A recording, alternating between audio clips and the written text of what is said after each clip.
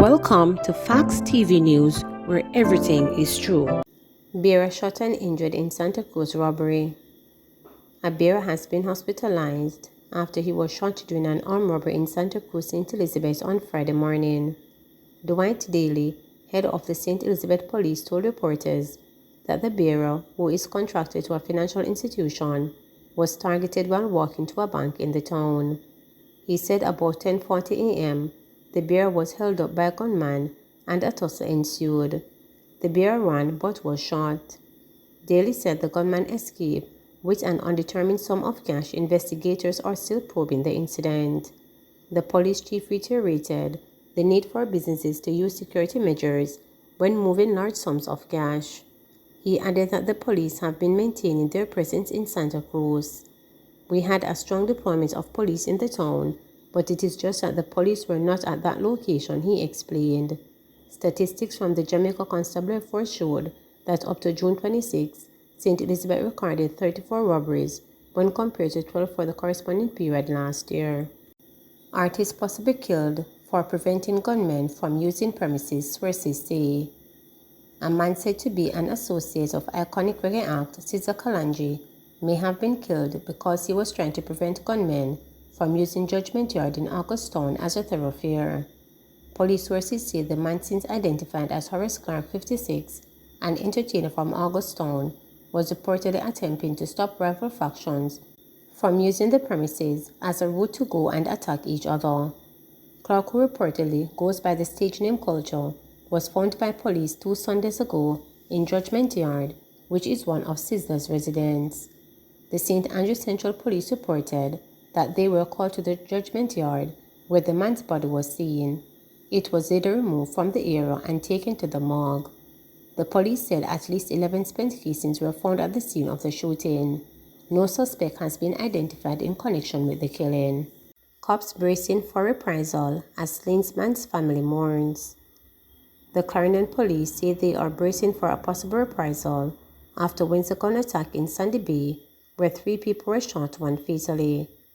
According to the police, for more than a month, there has been an ongoing feud between warring factions in the Boxtown and Derby terrorist communities, which escalated Wednesday.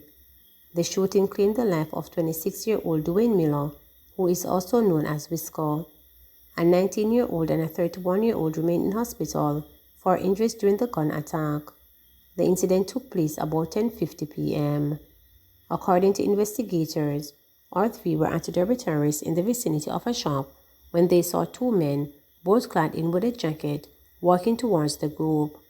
The men pulled handguns and shot at the trio. All 3 were hit on various parts of their bodies. 5 spent casings were recovered from the scene.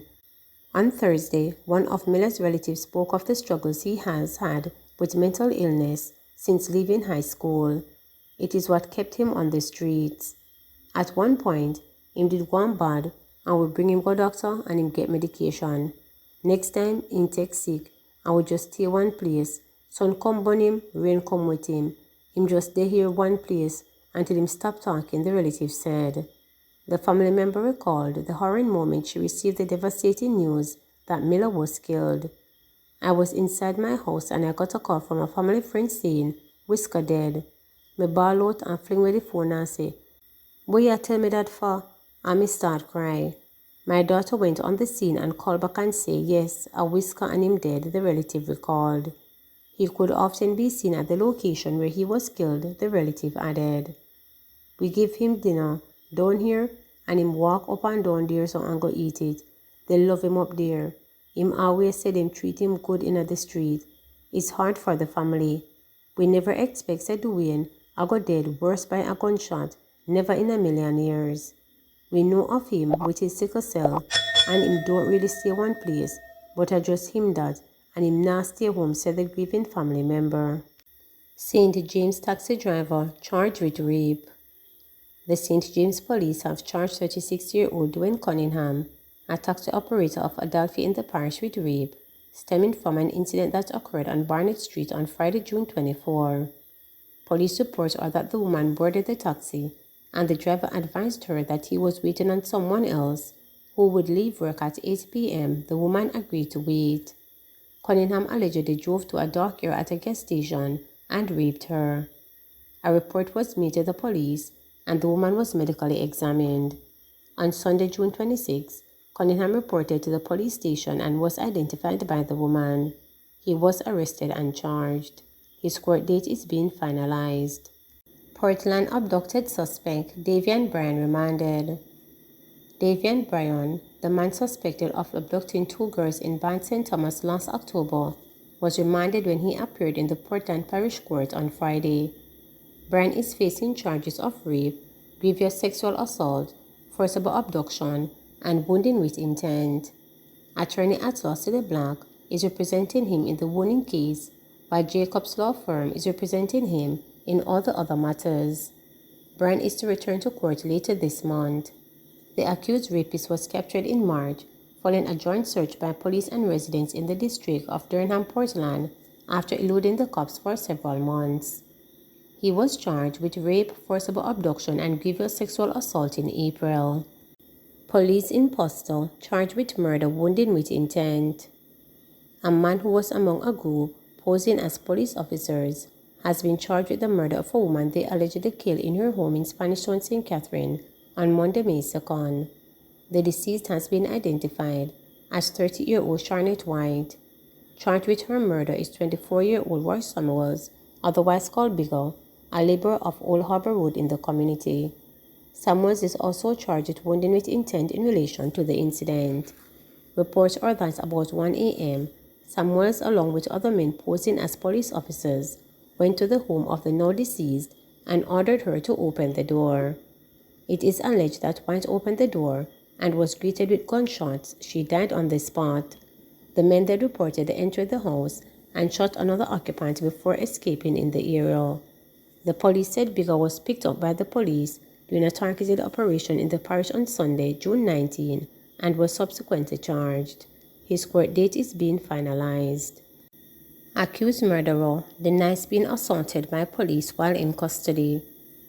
Despite allegations that he was assaulted while in police custody, video footage of accused quintuple murderer Rushing Barnett has surfaced proving otherwise. In a 6-minute video clip being circulated on social media, Barnett can be heard telling Dr. Cook, former chairman of the Southeast Regional Health Authority, and 2 justices, that he was not being beaten by officers, nor was he being assaulted by other inmates during lockup. Barnett, who is stripped down to his underwear in the footage, showed no visible signs of abuse as the camera explored his body. Before the physical examination, Barnett is asked repeatedly by the doctor if he was being abused by police. His answer a consistent no. Have you been hit by any police officer since you've been in the lockup? Asked Cook. No, me never been hit by any of them still. No, hitting, Barnett said. Have you been hit by any prisoners? Cook asked, also, to which Barnett responded, no, haven't been hit by any prisoners. He, however, indicated that he was having a recurrent pain on the left side of his torso. He said he has informed officers of the pain, but shared that they neglected to pay him any mind. He also shared that the pain was a problem before he was taken into custody. The sentiments expressed by Barnett in the footage is a stark contrast to which was presented to Justice Leighton Pusey during the accused man's first appearance in the Home Circuit Court on Tuesday, June 28, 2022. As a result, the Independent Commission of Investigations Indicom on Thursday said it would be launching a probe into Barnett's allegations. Justice Ministry to heighten awareness about Victim Services Division. The Ministry of Justice plans to embark on a sensitization exercise to heighten public awareness about its Victim Services Division, VSD.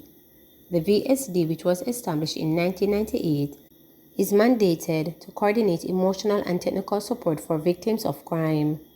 In a release, Portfolio Minister Delroy Chalk noted that the VSD is one of the flagship agencies to which the ministry dispenses justice and other related services.